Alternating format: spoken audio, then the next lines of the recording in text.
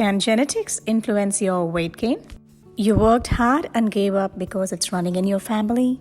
Does that mean that if it runs in your family, you can't do anything about it? What if I say there is a way to manipulate those genes? So for this video, let's dive deeper to see the genes that influence your weight gain and ways to manipulate it for a healthy weight loss. So we all know that genetics is our blueprint and we're all products of our genes.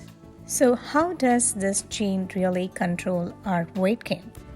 If you've been working hard to lose weight and finding it as a challenge to control your portion size, it is likely that your hunger hormones is being hacked because of your faulty genes. So how does that even happen? To understand that, first we have to get into the details of what are hunger hormones and what are those that help with your satiety levels. Two hormones that I refer to as yin and yang of your satiety and your hunger hormones is leptin and ghrelin. The hormone ghrelin is what gives you the hunger signals, and in excess amounts it can continue with the feeling of I want to eat. While leptin is a hormone that says stop eating and gives you a satisfaction after a meal.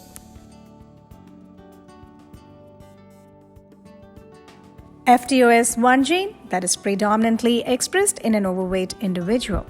So when this happens, the balance between the ghrelin and leptin is compromised. It can also affect your choice of foods, making you incline more towards your fatty foods. So for once we can say that it is not your willpower, it is your hormones that was hacked totally because of your genes. But is there a way to alter this situation? Of course. Nature is so beautiful. Your body is so intelligent that it has another gene to regulate this FTO gene. This is called as AMPk.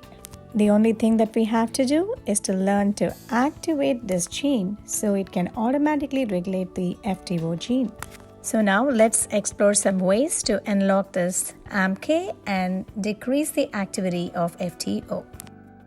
First and the most powerful way of activating your AMPk is restricted time eating or intermittent fasting, which has a 8-hour eating window and a 16 hours of fasting time. Intermittent fasting not only helps with the weight loss, but it also brings a good balance between the cell breakdown and cell building, which we refer to as autophagy. This particular phenomenon is very important for you to feel rejuvenated and for healthy and graceful aging. Our second one in the list is to include the AMPk supporting foods. Herbs and spices such as turmeric, oregano, and milk thistle are excellent additions to help support the AMPk activity. The antioxidant quercetin is also an excellent example. The quercetin-rich foods are bell pepper, kale, okra, red onions, goji berries, cranberries, pomegranates, and much more. So does it make sense to eat salads from these ingredients when you get some cravings?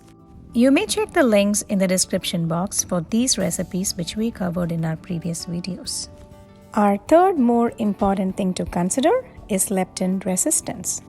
Very important to minimize this because this is a condition where you'll be able to produce more leptin but will not be able to recognize it. So it's a huge topic by itself, which I'll be giving it in my forthcoming videos. Intermittent fasting has its own guidelines, which I'll be covering it in one of my videos soon. Until then, stay tuned and stay healthy. Let food be your medicine and medicine be your food.